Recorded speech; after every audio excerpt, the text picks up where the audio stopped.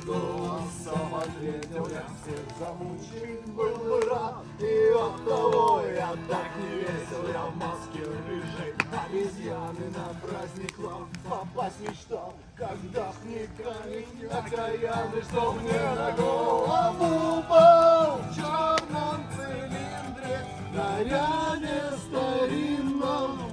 Город на праздник путник очень спешил, по горам пробирался и улыбался, но камень сорвался, пропасть горных вершин.